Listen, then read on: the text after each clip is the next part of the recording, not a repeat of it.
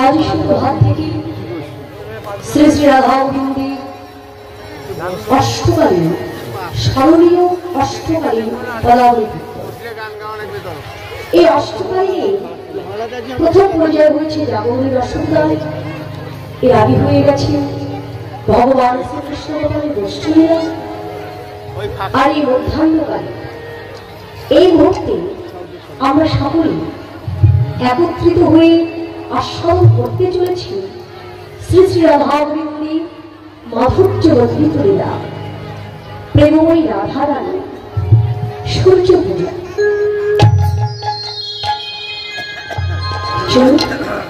সূর্য পূজা আস্বাদন করবার পরে আমরা সকলে যাব শ্রীরাম নবমীতে। তদচিত গৌরচন্দ্রিকা বা গৌরচন্দ্র প্রত্যেকটি বিষয়ের আগে দেখে, প্রত্যেকটি লীলার আগে আমরা গৌরচন্দ্র আস্বাদন করি। লক্ষ্য একজনা, বিষয় একজনা, একই কথা দুই ভাবে বলা হয়েছে। তদচিত গৌরচন্দ্র, তদচিত গৌরচন্দ্রিকা। তাহলে একজনকে নিয়ে দুটো একই কথা দুই ভাবে কেন বলা হলো? বৈষ্ণব মহাজন যারা বৈষ্ণব পদাবলী রচনা করেছেন, তারা কেউ ভগবানকে সাক্ষাৎ দর্শন করেছেন, কেউ ভগবানের নামকে ভালোবেসে হৃদয় মন্দির পরিষ্কার করে চিত্ত দর্পণের দ্বারা ভগবানকে দর্শন করে তাকে উপলব্ধি করে তার লীলা মাধুর্যকে হৃদমন্দিরে আস্বাদন করে তাদের বৈষ্ণব পদাবলী রচনা করেছে।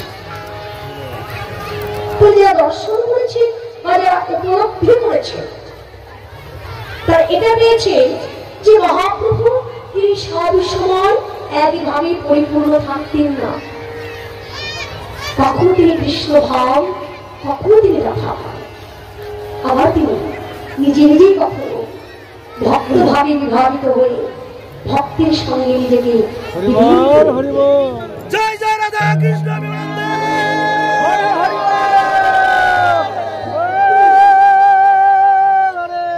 এবার আমরা যখন মহাপ্রভুর ভক্ত চরিত্রকে আস্বাদন করি, তখন আমরা সকলে নিজেদের চেষ্টা করি ওই ভক্ত লীলার মধ্যে নিজেদের ডুবিয়ে দেওয়া। তাই এই মুহূর্তে আমরা আস্বাদন করব গৌরচন্দ্র না গৌরচন্দ্রিকা। কেন? ওই যে বলে কখনো কৃষ্ণ ভাব, কখনো রাধা ভাব। যখন তিনি কৃষ্ণ ভাবে বিভাবিত হতেন, সেই ভাবকে উপলব্ধি করে তার আগে যে বৈষ্ণব পদাবলী রচনা করা হলো, উল্লেখ করা হলো কি তদচিত গৌরচন্দ্র। আর যখন রাধা ভাবে বিভাবিত হতেন, তার আগে উল্লেখ করা হলো তদচিত গৌরচন্দ্রিকা। তাই এই মুহূর্তে আমরা আস্বাদন করবো কি তদচিত গৌরচন্দ্রিকা। তাই এবার বুঝে নিতে হবে যে মহাপ্রভু এই সময় কৃষ্ণ ভাবে না, রাধা ভাবে বিভাবিত। তাহলে চলুন আমরা সবাই মিলে যাই শ্রীরাম নবমীতে। হরে কৃষ্ণ। সে নবদ্বীপ থেকে এত দূর এসেছি অনেক কষ্ট করে বাবা। বাবু সকলকে একটাই অনুরোধ করব, তোমরা তো আদিশক্তি, তোমাদের দ্বারাই সৃষ্টি, আবার তোমাদের দ্বারাই ধ্বংস। তোমাদের মধ্যে আমি একজন আপন। তা সকলকে একটাই অনুরোধ করব, কীর্তন চলাকালীন মাগো তোমরা নিজেরা শান্ত হয়ে থাকবে এবং তোমাদের সঙ্গে যে ছেলেমেয়েরা এসেছে, বাচ্চা কাচ্চা এসেছে, ওরা তো অবুঝ, ওরা তো বোঝে না।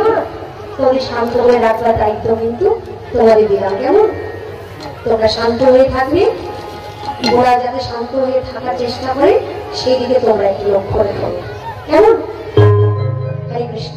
তা নবদ্বীপে যাওয়ার কথা আমরা কি বলবো? গালে হাত দিয়ে বলবো, সবাই মিলে আমরা গাইব নিত্যানন্দ জগৎ গুরু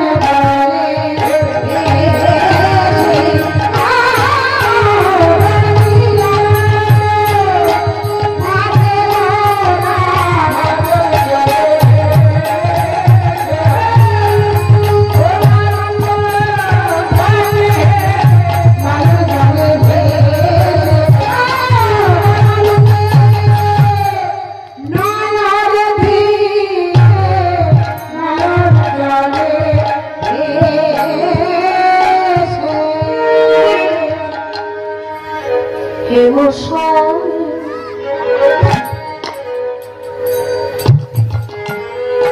Oh,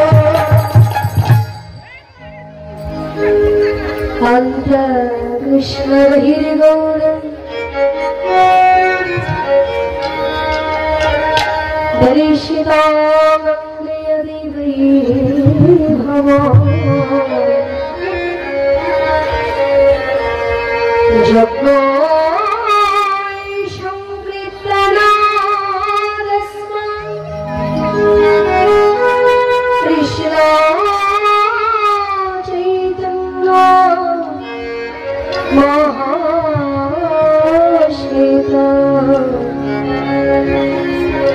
কৃষ্ণ চৈতন্য মহাশ্বেতায় হরি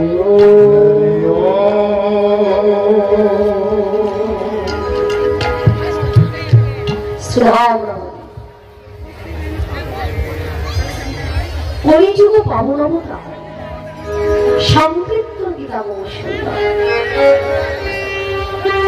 যিনি সংকীর্তনী পিতা সারে সত্য পরিপূর্ণ ভগবান জ্ঞানাতীত ধ্যানাতীত সত্য কারণের কারণামে যিনি আজ মধ্যাহ্নকালে নদিয়া রাজপথ আলোকিত করে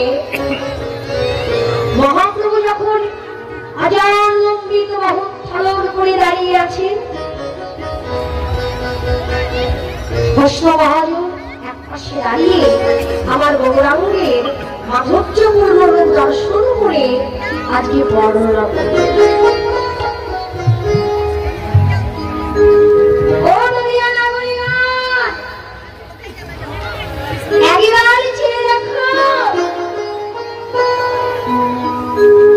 ওই দেখো নবদ্বীপে একটি মূর্তি দাঁড়িয়ে আছে। এই যেন কোনো মানুষের মূর্তি নয়, যেন একটি সোনার মূর্তি দাঁড়িয়ে আছে। কেন বলবে? হে মশাই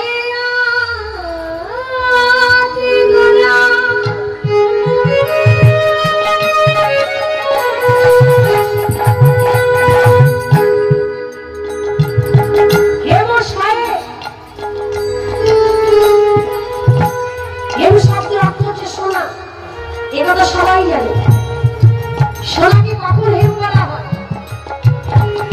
কাঁচা সোনা থেকে কিন্তু জ্যোতি হয় না, কাঁচা সোনাটাকে আগুনে পোড়াতে হয়। কাঁচা সোনা আগুনে পোড়ালে সেই সোনাটা যখন গলে যায়, গলিত সোনা থেকে একটা জ্যোতি প্রকাশিত হয়। কাঁচা সোনার জ্যোতি আর গলিত সোনার জ্যোতি কিন্তু একরকম নয়।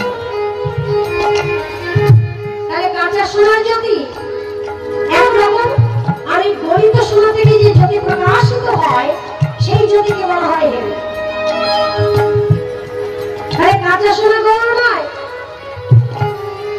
আমার গৌর একেবারে পাকা সোনা হয়ে এসেছে। যার জন্য বললেন হে মশাই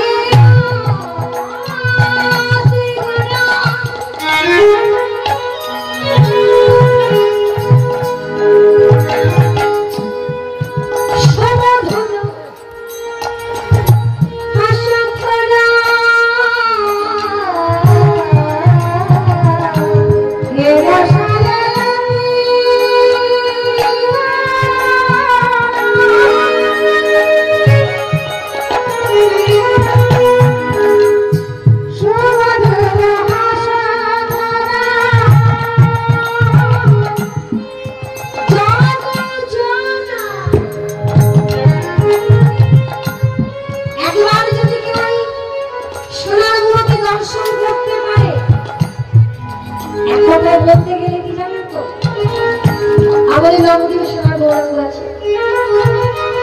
এখান থেকে কে কে গেছে নবদ্বীপে? একটু হাত তুলে দেখান তো আমাকে।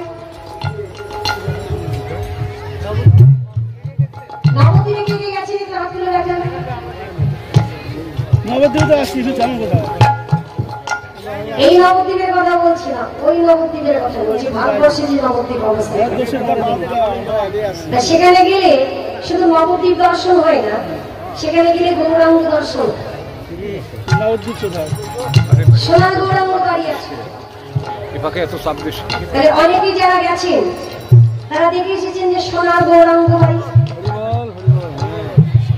নবদ্বীপে গিয়ে যে কোনো রিক্সাওয়ালা টোটোওয়ালাকে বলবেন যে সোনার গৌরাঙ্গ বাড়ি যাবো, আপনাকে নিয়ে যান। ভিতরে গেলেন, ভিতরে গিয়ে মন্দিরের গর্ভগৃহের মধ্যে দর্শন করছেন যে প্রভুর মূর্তি দাঁড়িয়ে আছে, সোনা দিয়ে তৈরি করা। এবার ওই সোনার মূর্তি দেখবার পর যখন বাইরে আসবে তখন আর একটা জিনিস দেখবেন,